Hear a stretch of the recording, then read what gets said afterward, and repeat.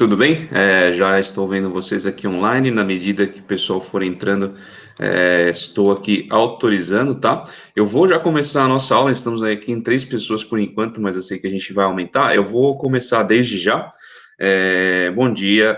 E essa aula está sendo gravada. Acho que a gente consegue em 40 minutos fechar ela, mas caso passe disso, obviamente, aí 9h20 vocês têm um outro compromisso, eu vou seguir para terem a gravação, tá? Aí, de toda sorte, como tenho feito sempre, eu disponibilizo para vocês todo o conteúdo que for apresentado aqui, tá bom?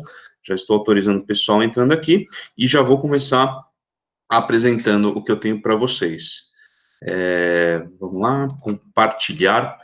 Já deve aparecer para vocês aí, vou dar um F5 na apresentação, e eu vou ficar também, pessoal, oscilando aqui entre a apresentação e a nossa sala, para permitir que todo mundo entre, né, e também para eventualmente atender o chat. Então, estou conectado aqui no chat, né, a última aula foi meio corrida, teve 20 minutos que a gente acabou perdendo, né, estava com alguns paus na ferramenta, eu não consegui entrar, vocês não conseguiram entrar, hoje a gente vai ter aí os nossos 40 minutos, então acho que vai dar certo, tá? Então, estou conectado no chat, estou conectado na aula. Alguém falou que não está ouvindo, a Maria Eduarda, vocês acham que estão me ouvindo, né? Eu estou com o som aqui, eu deixei ele funcionando. Não sei se é por aí, viu, Maria Eduarda? A Tiffany está me ouvindo, não sei se você tem que aumentar o teu áudio. Pelo que eu estou vendo na minha configuração, está tudo certo, tá? Eu vou seguir, estou autorizando o pessoal aqui que está entrando na aula, né? Eu vou seguir, Maria Eduarda, espero que dê certo. Se você tiver algum problema, o pessoal do operacional está à disposição, já se comunicaram comigo hoje cedo para saber se estava tudo certo, né? O Mafalda, eles estão em todos os grupos, vocês devem ter o contato também do WhatsApp, acho que eles conseguem ajudar vocês. Eu estou aqui autorizando todo mundo a entrar na sala, e agora o Enzo também entrou aí, bom dia, Enzo, Luísa também entrou, tá aparecendo live de Facebook, né? Vamos lá, todo mundo entrando, tem que permitir, senão o pessoal fica fora, fica mandando mensagem no WhatsApp, xingando o professor, não me deixa entrar, aquela coisa toda, né? Legal, estamos nesse momento inicial, todo mundo aqui entrando, eu estou permitindo, e vou para a nossa aula, pessoal. A ideia hoje é falar sobre potências tradicionais, né? O que quer dizer isso? Quando a gente fala de potências tradicionais, a gente fala daqueles países que são tradicionalmente conhecidos como potência, né? Realmente como países que se diferenciam do ponto de vista político, econômico e militar, né? Então, começando aqui, a gente vai falar sobre potências tradicionais e a nova ordem mundial, tá? Sei que quando a gente fala esse termo nova ordem mundial, o pessoal às vezes fica pensando naquela coisa meio Código da Vinci, os Illuminati, maçonaria. Não é disso que eu vou falar, tá? Eu vou falar realmente sobre a nova ordem mundial que se estabeleceu depois aí do final daquele contexto de Guerra Fria, tá? O que acontece, né? Conceituando essa nova ordem mundial, e aí a gente entendendo mais essas potências tradicionais, né?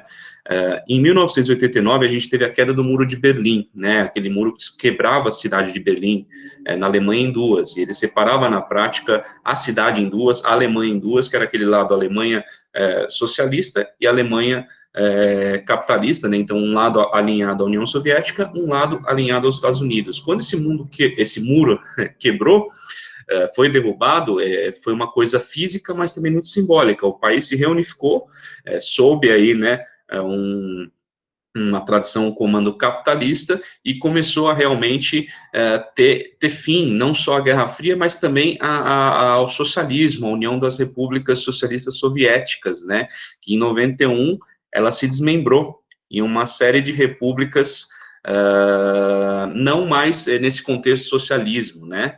Então, isso foi o que aconteceu ali no final dos anos 80, começo dos anos 90. E o que acontece? O mundo deixou aquele contexto, né, de bipolaridade, que tinha Estados Unidos e União Soviética, vamos dizer assim, controlando toda a questão econômica e militar. Então, se não tem mais essa bipolaridade, qual a nova ordem mundial que se estabeleceria? Então, esse é o conceito de nova ordem mundial que é legal a gente sair daqui e para começar essa aula, né? Então, tem 3 teorias, por assim dizer, e tem uma que é a principalmente aceita, e é o que a gente vê na nossa apostila, que a gente vai ver a seguir, tá? Então, teorias da NON, Nova Ordem Mundial, né? A primeira delas é a teoria unipolar. Qual que é esse contexto de unipolar, né? Os Estados Unidos são um país soberano, né, do ponto de vista militar, eles têm um poderio militar com o qual nenhum país consegue rivalizar. Então, existe essa teoria unipolar que Estados Unidos manda o negócio todo porque tem o maior poder militar. Tem também uma teoria, por assim dizer, multipolar, né? Porque ela fala, o poderio econômico tem que ser levado em conta. Ele é até mais relevante que o militar. Então, sim, os Estados Unidos têm poderio econômico, mas eles não são a única potência. Além dos Estados Unidos, a gente tem a União Europeia, o Japão e a China como os polos, nesse momento atual, inclusive, de principal poderio. Então, é uma questão multipolar, né? Tem vários polos econômicos. E a teoria realmente mais aceita, mais atual, é o melhor de dois mundos, que seria uma teoria unimultipolar. Então, pega esse duplo caráter de poder global. Sim, economia é importante, essencial, é o que determina realmente o poderio de uma nação, né, a questão econômica, mas, ao mesmo tempo, a questão militar, no final das contas, é o que acaba decidindo.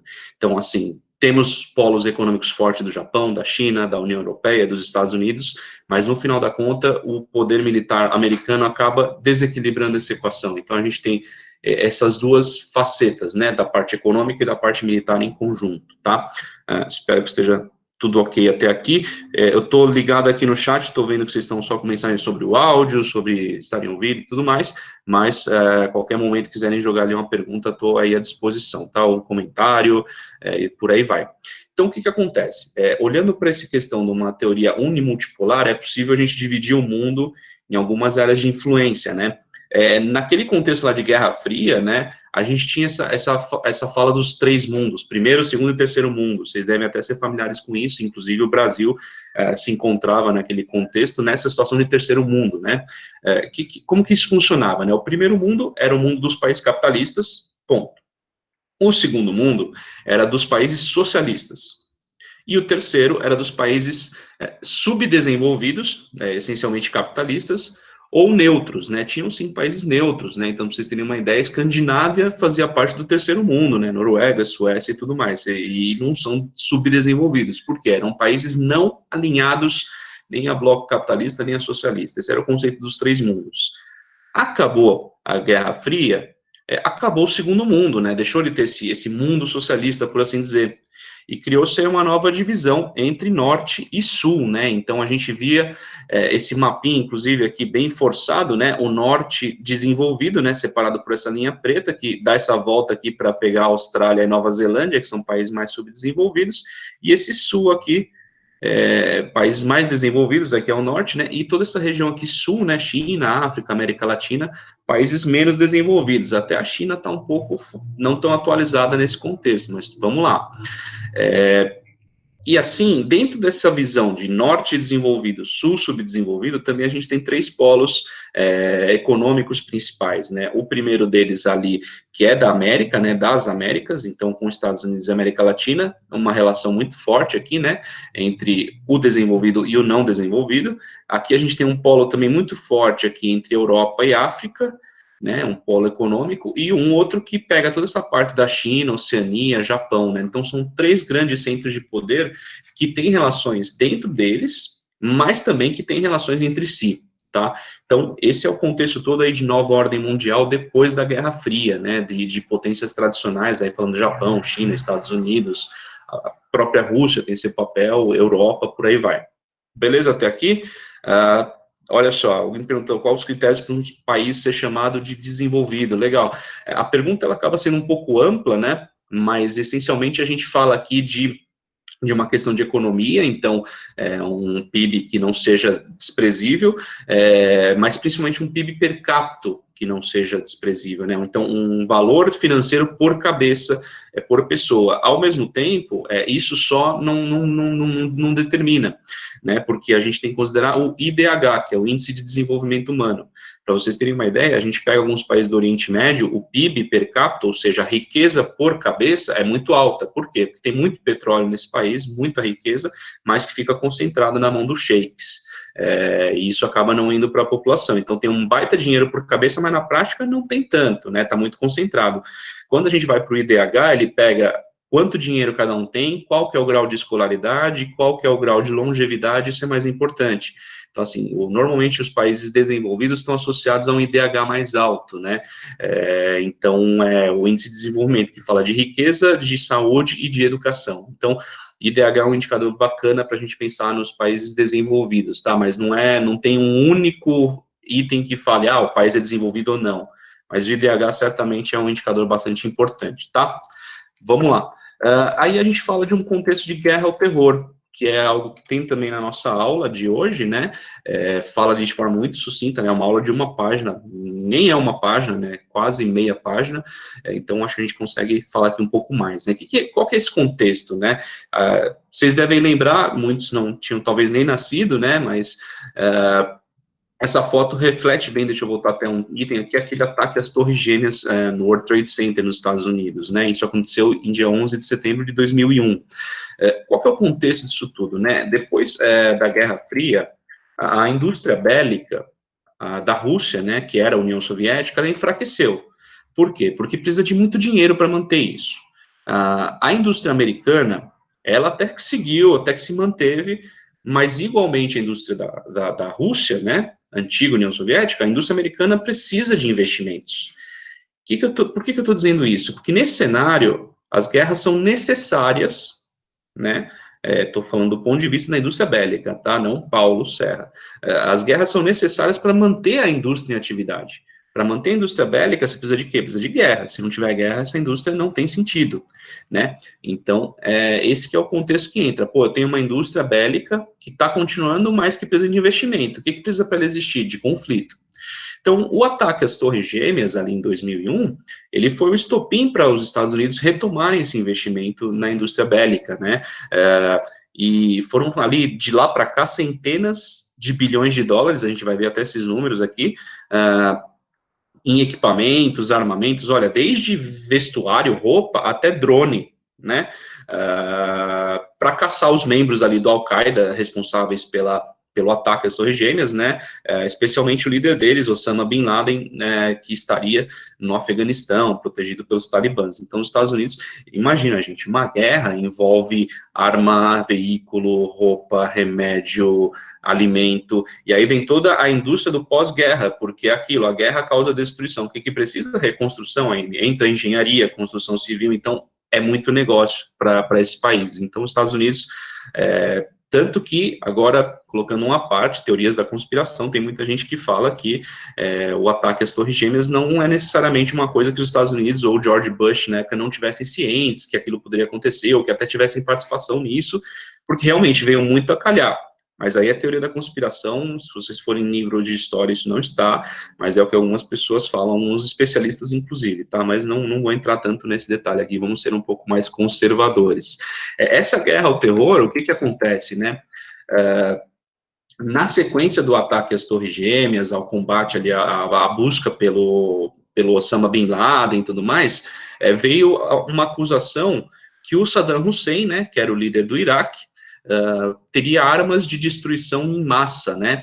E isso levou os Estados Unidos a uma nova ofensiva ao país, resultando em mais dinheiro para a pasta militar. É mais aquilo tudo: armamento, veículo, roupa, alimento, e depois a indústria da reconstrução, né? A gente explode, depois reconstrói e ganha dinheiro com tudo, né? Destruindo e reconstruindo. Esse é o conceito. E aí, além disso, né? Com essa acusação de que o Iraque teria armas de destruição em massa, os Estados Unidos também conseguiam estender o poder político na região, né, porque eles acabavam fazendo um comando ali democrático de coalizão e tudo mais sobre o país, né, o Saddam Hussein foi deposto, os Estados Unidos ajudou nesse, vamos colocar dessa forma, no comando ali do país. Isso é relevante porque o Iraque está sentado sobre uma grande reserva de petróleo, né? A gente sabe que o Oriente Médio como um todo, são terras emersas, né? Estão acima do nível do mar, com bastante petróleo, fácil acessibilidade. Então, é um petróleo de boa qualidade, fácil de explorar em grande quantidade. Isso interessa muito os Estados Unidos e, na prática, qualquer economia, mas a gente sabe como os Estados Unidos são com relação ao petróleo. Então, isso favorece não só a indústria bélica, mas também a presença americana na região, a presença americana nesse contexto de tanta riqueza pelo petróleo, tá? Então, tanto Saddam Hussein quanto Osama Bin Laden, eles foram mortos, né? O Saddam Hussein foi deposto, foi julgado, foi enforcado, tem no YouTube esse vídeo, não recomendo verem, tem lá, e o Osama Bin Laden foi, numa intervenção militar americana, ele foi morto, né? E dele não tem nenhum registro. Tanto que muita gente fala, será que foi, será que não foi, será que tá preso? Mas assim, foi na época ainda do Barack Obama, né? O Barack Obama declarou, nós pegamos ele, e falou que teve fotos, e tem fotos das pessoas chocadas vendo as fotos, né? Oh, ele morreu. Mas não tem realmente registro dele morto, como tem amplamente aí do Saddam Hussein, ou do Gaddafi, outros déspotas e outros líderes aí que tiveram de países ali da região do Oriente Médio, também depois do contexto de Primavera Árabe, quer dizer, do Osama Bin Laden não tem esse registro, mas a informação oficial é que ele foi morto também por ação americana. Mesmo assim, Osama já foi, Saddam já foi, tropas americanas continuam posicionadas na região. Elas estão ali alertas a novos conflitos, né, atentas a manter a democracia e consumindo, claro, dinheiro para se manter. Então, a indústria bélica é uma indústria que consome muito dinheiro, é muito interessante para os Estados Unidos que ela continue se mantendo, e ela precisa de quê para se manter novamente? Precisa de guerra, precisa de conflito para que ela possa se manter. Beleza até aqui? Vamos lá, isso aqui está na apostila de vocês, tá? Estou de olho aqui no horário, legal. Isso aqui são gastos militares dessas potências tradicionais, né? Então, pra vocês terem uma ideia, né? Dei até esse print aos Estados Unidos, que é a primeira, óbvio, isso aqui é de 2015, né? Então, Estados Unidos com 610 bilhões de dólares em gastos. O segundo, que é a China, é quase um terço disso, tá? E se somar todos esses 9 outros países, dá mais do que os Estados Unidos, mas não é muito não, olha só. Estados Unidos, 610 bilhões, se somar as outras 9, 683, tá? Então, a gente tem aí 70 bilhões de diferença, não é uma diferença desprezível, 70 bilhões é muito dinheiro, mas mostra que, assim, os Estados Unidos, o investimento dele do ponto de vista na questão militar, na questão da indústria bélica, é muito alto em comparação ao que outros países estão fazendo, tá? Então, não é nada desprezível esse investimento que eles fazem em relação aos outros que são os principais também. Eu estou falando do primeiro ao 10º, não estou pegando outros países X, Brasil, e vendo o investimento deles, estou vendo os outros principais. Então, realmente, os Estados Unidos está muito desproporcional ao que os demais investem, inclusive a China, que, se a gente pensar, tem 3 vezes a população dos Estados Unidos, tem hoje uma economia quase equivalente, realmente. Não é nada de se desprezar esse número de investimento, tá? E um outro ponto que é importante, né, que a nossa apostila traz, e ela fecha nisso, e é o que eu fecho aqui, esse primeiro momento de conteúdo, né, depois a gente vai para algumas questões práticas, falar sobre as potências nucleares, né? O que acontece, né? No final dos anos 60, foi assinado o Tratado de Não Proliferação de Armas Nucleares, ou TNP, né? Que esse tratado previa e quem que estava envolvido nele? Os países que tinham armas nucleares, né? E esse tratado, esses países se comprometeram a não produzir mais armas nucleares e, ao mesmo tempo, desmontar algumas das ogivas, né, nucleares que tinham, ou seja, eu não vou fazer mais e, ao mesmo tempo, eu vou desmontar o que eu já tenho, não tudo, mas vou desmontar, para realmente tirar essa tensão, porque era uma tensão muito grande, né? Na época e hoje, o poderio militar é capaz de destruir a Terra muitas vezes. Então, assim, se alguém apertasse o botão primeiro, o outro ia apertar e ia dar ruim, né?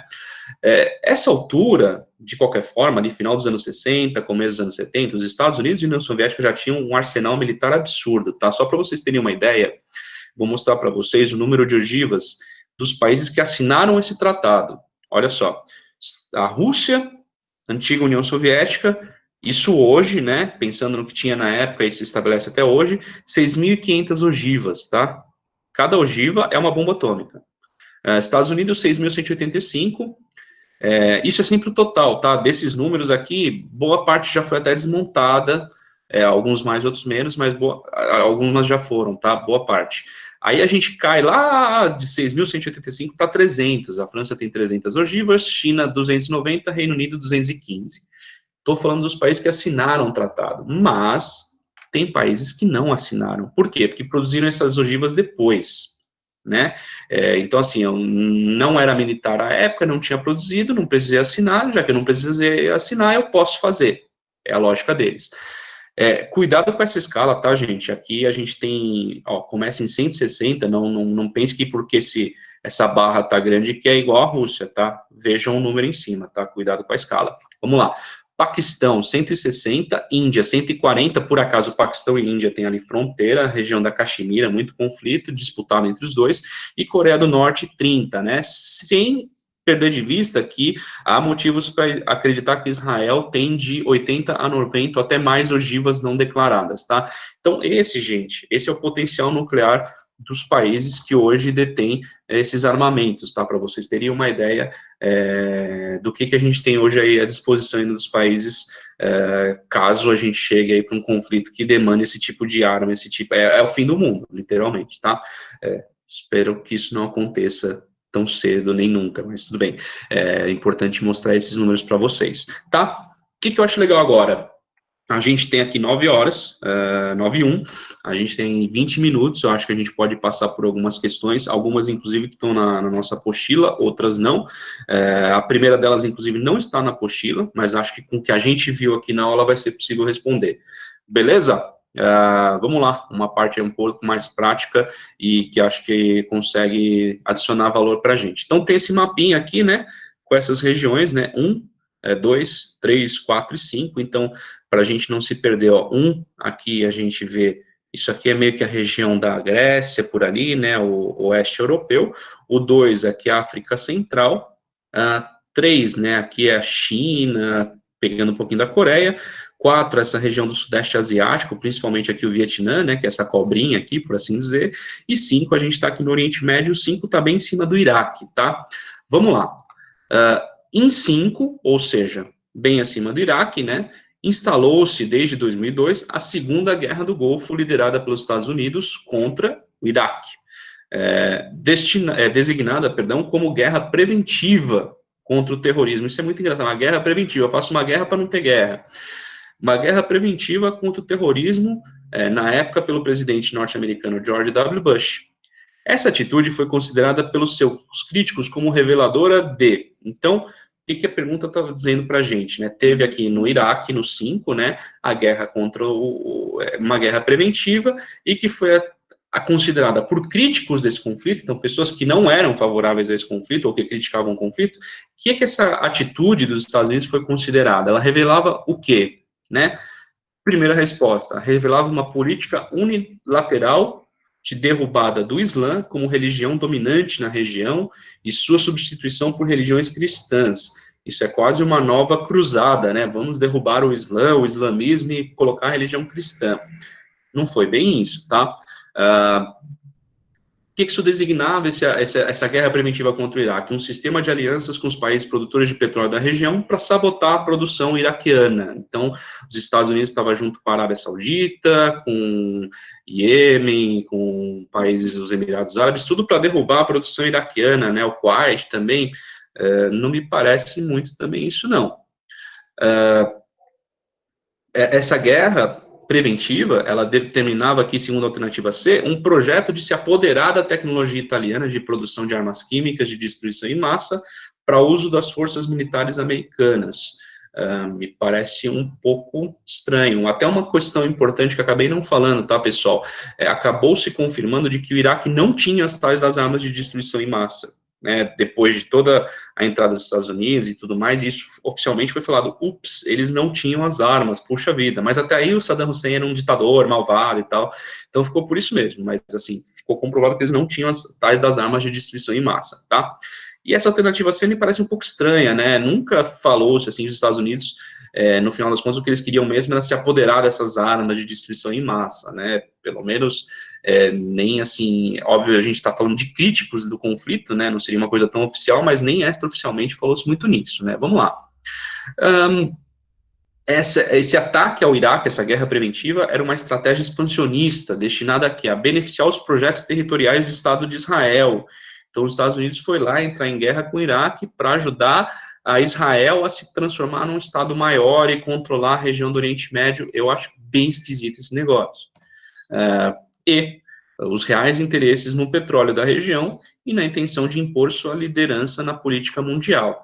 Então, óbvio que essa é a alternativa certa. Então, o conflito ali contra o Iraque, obviamente, serviu para alimentar a indústria bélica. Falei para vocês que é uma indústria muito importante, a gente viu, em 2015, 610 bilhões de dólares foram gastos nela. Então, o que a gente percebe aqui é o seguinte, é muito importante para os Estados Unidos ter uma guerra para manter essa indústria bélica funcionando, e no caso do Iraque, em específico, tinha os interesses no petróleo na região, e você estando na região, controlando o petróleo, né, que tem naquela região, e tendo seu poderio militar e político, você tem, sim, como impor a sua liderança na política mundial, você mostra para o mundo inteiro, gente, eu estou aqui liderando esse petróleo da região do Iraque, pelo menos, né, conduzindo isso, e olha o meu poderio militar, então fiquem espertos. Novamente, a gente está num contexto de nova ordem mundial unimultipolar, então a gente tem poderio econômico como algo muito importante, mas ao mesmo tempo a gente tem um poderio militar como algo essencial, e é o que, em última análise, vai mostrar se um país tem força ou não. Então os Estados Unidos estavam lá para mostrar que tem força. Olha, gente, além desse poderio aqui sobre o petróleo, sobre o controle da região, olha o tamanho do meu exército, olha o tamanho da minha força militar. Então os Estados Unidos estavam também mostrando isso, que é essencial para impor a liderança na política mundial. Beleza? Deixa eu ver se alguém tem alguma pergunta ainda aqui no chat. Não, estamos naquela ainda. Legal. Beleza. Voltando aqui, a gente tem mais uma pergunta. Essa pergunta está na apostila. A gente tem mais 3 perguntas, na verdade. E essas 3 próximas estão na apostila, tá? Então, a gente tem esse mapa aqui, que a gente mostra, né? Vamos sempre interpretar primeiro o mapa, né? Então, essa área cinza são os países com bases norte-americanas. Então, aqui, ó, países com bases norte-americanas, essas áreas cinzas e tudo mais. Bases de drones são os pontinhos pretos. Então, a gente vê que, essencialmente, nos países com bases americanas, a gente tem sempre um pontinho preto, sempre uma base de drone aqui, né? E regiões com grupos terroristas. Então, por exemplo, a gente vai vendo essas intersecções, né? A gente vê que, por exemplo, aqui tem uma região de grupo terrorista, todo o contexto dela tem bases americanas, né? São países com bases americanas e tem aqui uma basezinha com drone, né? Com aqueles equipamentos aéreos não tripulados, né? Que podem carregar armas, podem carregar câmeras, podem carregar os dois. Então a gente percebe realmente essa intersecção, ó, onde tem grupos terroristas, tem base americana e tem base de drone. Então vamos para a pergunta, né? Observe o mapa dessa distribuição dos drones, veículos aéreos não tripulados, norte-americanos na África e no Oriente Médio. Então, a gente viu o mapa, fizemos essa correlação, né, dos países que têm grupos terroristas, as regiões com grupos terroristas, fizemos a correlação com as bases norte-americanas e bases de drones, e vamos para a pergunta, né? Em suas declarações, o governo norte-americano justifica a utilização de drones, principalmente como o quê? Para que eles usam esses drones? Vamos lá. Proteção militar, a países com importantes laços econômicos com os Estados Unidos, especialmente na área de minerais raros. Então, eu estou fazendo aqui essas bases de drones, exatamente para proteger países com laços econômicos comigo, principalmente com minerais raros. Vamos voltar um pouquinho no mapa, né? A gente vê aqui que, por exemplo, o Oriente Médio, onde tem grupo terrorista, base americana e base de drone, não tem mineral raro, né? Eles têm petróleo. E a gente não pode dizer que são todos parceiros americanos, como a pergunta fala para a gente, né? Então, países com importantes laços econômicos com os Estados Unidos, não é o caso, tá? Então, alternativa A já não dá para a gente ir nessa. Necessidade de proteção às embaixadas e outras legações diplomáticas norte-americanas em países com trajetória comunista. Essa aqui foi uma resposta até curiosa, trajetória comunista. No Oriente Médio não pegou esse negócio. Na África tiveram sim alguns países alinhados lá na época da União Soviética, na Guerra Fria, sim, com o bloco comunista, com o bloco socialista, com o Segundo Mundo, mas não dá para dizer que é tudo aquilo que está lá, tampouco o Oriente Médio. Então, não estamos na alternativa certa. Os drones são meio de transporte para envio de equipamentos militares ao Irã, com a finalidade de desmontar as atividades nucleares. Vamos voltar rapidinho para a pergunta, gente. O Irã é esse cara aqui, ó, né? Então, não tem base americana, não tem base de drone, e o grupo terrorista está no Afeganistão. Então, fica um pouco esquisita essa questão. Mas, mais ainda, olha, por que o cara vai me pôr uma base de drone na Mauritânia para levar equipamento militar para o Irã? Então, a resposta não faz muito sentido, né? Vamos lá, então, esse meio de transporte para enviar equipamento militar para o Irã não é um negócio que faz muito sentido ter esses drones ali. Os drones são um dos pilares da estratégia de combate ao terrorismo, principalmente em regiões com importante atuação tribal terrorista. Vocês podem estranhar o tribal, mas é porque realmente muitos grupos terroristas na África, né, principalmente, eles até se auto-intitulam e estão ligados em algumas tribos, tá? Então vamos ficar com essa pergunta aqui na manga, essa resposta na manga, vamos ver se ela não é mais certa, de repente, né? E a gente fica em dúvida entre duas e tem que eliminar. Então a E fala que os drones são reforço para a mega operação de espionagem executada em 2013, que culminou com o asilo de Snowden na Rússia. Não é essa a resposta, tá? Inclusive, essa operação de espionagem executada em 2013, né, que acabou colocando no asilo do Snowden e tudo mais, está muito ligada às espionagens americanas da CIA e movimentações, inclusive envolveu na época espionagem americana na CIA no Brasil, na Petrobras, diversas questões que não estão ligadas a esse contexto aqui desse mapa da África e do Oriente Médio. Então, a gente vê que a alternativa certa é a alternativa D, tá? Então, todos esses drones, pelo que os Estados Unidos passam, é um dos pilares da estratégia deles de combater o terrorismo nessas regiões aí com essa atuação terrorista tribal. Vamos ver se a gente tem alguma questão ali no chat. Não, tá tudo certo, pelo menos até onde eu tô vendo, então, sem perguntas. Vamos lá, gente. Mais uma pergunta. Essa deixa eu ver. Nossa, essa é muito fácil. Olha só. Denunciada por meio de grandes meios de comunicação durante o ano de 2013, a espionagem internacional praticada pelos Estados Unidos foi justificada no seu governo como necessária, em razão de sua atual doutrina de segurança nacional. Tal doutrina de segurança é conhecida como... Então, vamos voltar na pergunta, né? Em 2013, mídias denunciaram a espionagem internacional dos Estados Unidos, falando, pô, Estados Unidos, vocês estão espionando todo mundo, como assim? Qual que é? Né? E os Estados Unidos falaram, não, isso aqui é necessário, ligado à nossa doutrina de segurança atual. Qual que é essa doutrina de segurança atual, né? Pensando nesse contexto dos anos 2000, 2013 e tudo mais. América para os americanos, Aliança para o Progresso, essa é a doutrina deles. Combate ao comunismo, espetacular, 2013. Embora tenha gente combatendo o comunismo hoje, né, mas tudo bem. Guerra ao terror e Pax Ocidental, que seria a paz ocidental. Isso é o nome de uma grande sessão que a gente teve nessa aula, né? A doutrina de segurança americana, nessa época de 2013, que veio desde 2001, depois do ataque às Torres Gêmeas, foi a guerra ao terror. Então, todas as ações militares americanas e a parte de espionagem entra dentro do que a gente pode chamar de uma ação militar também, né? Porque é uma ação de inteligência, né? Toda a questão de inteligência nos países são muito lideradas, conduzidas e estudadas pelo Exército. As ações de espionagem são ações militares também. Então, todo esse contexto aí, desde 2001, o ataque às Torres Gêmeas, está ligado ao que a gente chama de guerra ao terror. Tudo que os Estados Unidos fez do ponto de vista militar, seja de espionagem, seja de intervenção, seja de ataque, seja de proteção de bases, instalação de drones, tudo isso está justificado por esse contexto de guerra ao terror, tá? É isso que os Estados Unidos usou para justificar todas essas ações, inclusive essas que foram denunciadas por esses meios de comunicação, né? Toda essa espionagem internacional. Tá bom? Beleza, deixa eu dar mais uma olhada ali no chat. Tudo tranquilo, o pessoal continua me ouvindo, pelo que eu vejo, e estou seguindo. Vamos lá. A gente tem aqui a nossa última pergunta, ela é a mais extensa, assim, se for pensar, né? É até bom que seja assim, porque é o que acontece nos Enems, nos vestibulares, então, legal a gente olhar para essa questão. O que acontece, né? Após os atentados de 11 de setembro de 2001, o governo dos Estados Unidos da América aprovou uma série de medidas com o objetivo de proteger os cidadãos americanos da ameaça representada pelo terrorismo internacional. Entre as medidas adotadas pelo governo americano estão... Então, como que é essa pergunta? Ela vai passar para a gente 5 alternativas que vai falar sobre medidas que o governo dos Estados Unidos aprovou, isso depois dos atentados de 11 de setembro de 2001, né, o governo aprovou algumas medidas para proteger cidadãos americanos da ameaça que é o terrorismo internacional. Então, os Estados Unidos têm uma série de medidas.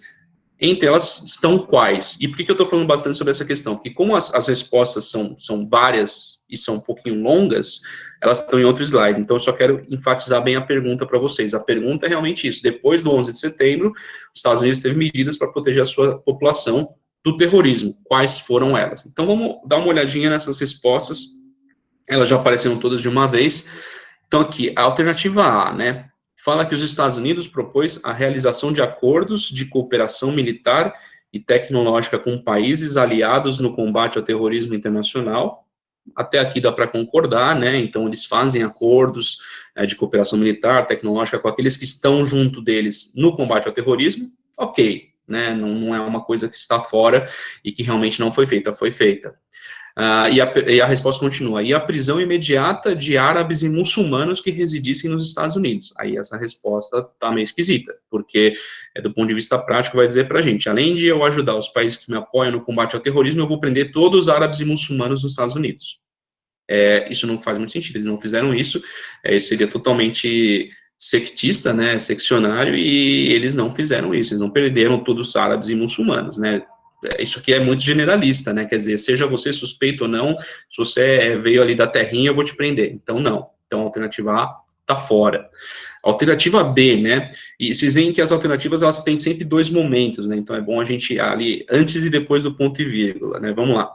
A alternativa B fala para a gente, a realização de ataques preventivos a países suspeitos de sediarem grupos terroristas, sim, isso aconteceu, inclusive no Iraque, a gente falou, foi uma guerra preventiva, segundo eles, e a restrição de liberdade e dos direitos civis de suspeitos de associação ao terrorismo. Então, restringir liberdade e direitos civis de suspeitos de associação ao terrorismo. Se você é suspeito de estar associado ao terrorismo, eu tenho direito aqui, por esse novo contexto, de restringir sua liberdade e direitos civis. Parece que essa resposta tá ok, vamos manter lá na manga, se a gente achar outra que tá certa também, a gente compara. Então, a alternativa C, né, os Estados Unidos fizeram tudo isso, todas essas ações na época, para conceder apoio logístico e financeiro a países que autonomamente, né, por conta própria, pudessem combater grupos terroristas em seu território, então pode-se até dizer que sim, né, então os Estados Unidos ajuda países, do ponto de vista logístico e financeiro, que combatessem grupos terroristas nos seus territórios. Pode-se dizer que sim, e a preservação dos direitos civis dos suspeitos de associação com terrorismo, que residissem dentro ou fora dos Estados Unidos. Essa parte é meio esquisita, né? Muito a cara deles, né? Preservar os direitos civis dos suspeitos, seja aqui dentro ou fora dos Estados Unidos, não me parece muito isso. Eles parecem meio estilo mais atira primeiro, pergunta depois, né? Então, respeitar, preservar os direitos civis dos suspeitos não parece muito a política dos Estados Unidos e realmente não foi. Então, alternativa C, igualmente a A, vamos tirar aqui do nosso rol de possibilidades.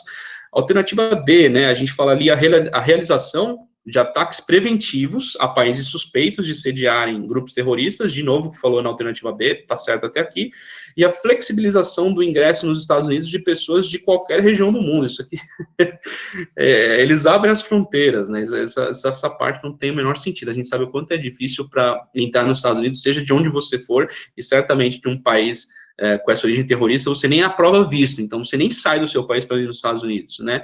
Porque tem muita gente que pega o passaporte, pega o visto, chega nos Estados Unidos e é deportado. Nesse caso, não, dependendo do país que você for, você nem tem visto, tá? Tem uma série de países que não tem visto para os Estados Unidos. Então, essa flexibilização do ingresso, alternativa D, totalmente errada. Vamos lá, alternativa E. Realização de acordos de cooperação militar e tecnológica com países suspeitos de sediarem grupos terroristas. Ela já começou bem mal, né? Quer dizer, você tem um grupo terrorista, ou pelo menos eu acho que você tem, o que eu vou te fazer? Eu vou cooperar militar e tecnologicamente. Bem esquisito isso, né? Se ainda falasse que você vai cooperar como alternativa C, né? Vou cooperar militar e tecnologicamente para você combater os grupos terroristas, é uma coisa.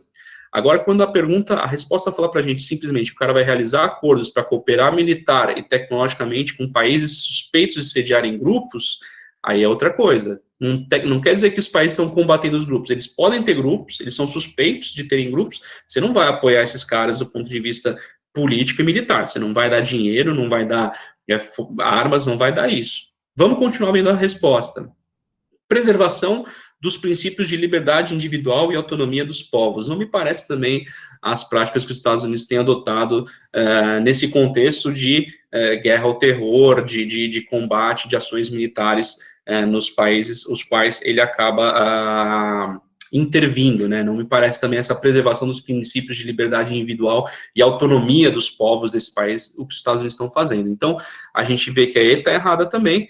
Opa, e a gente chega na resposta certa, alternativa B. Então, a realização dos ataques preventivos e restringir, sim, liberdade de direitos civis de suspeitos com associação com terrorismo. É isso que os Estados Unidos fez, e é como os Estados Unidos têm defendido as suas ações de intervenção militar aí nos últimos 10, quase 20 anos, tá? Pessoal, isso é o que eu tinha hoje para falar para vocês, para trazer para vocês. São 9h19, então em 1 minuto ou menos que isso, você já tem a próxima aula. Eu já vou aqui interromper o compartilhamento e agora eu vou aparecer grandão na tela de vocês vão apenas me ver, e espero que tenha funcionado aí para vocês, tenha dado certo. Como eu falei, as aulas, essa aula foi gravada, valeu pelo joinha aí, pessoal. Estou finalizando agora também a aula e finalizando a gravação, e vou disponibilizar para vocês, e a gente vai se falando e se vendo por aí, tá bom? Daqui a 2 semanas a gente se encontra de novo, disponibilizo também o conteúdo e a gravação para vocês. Até lá.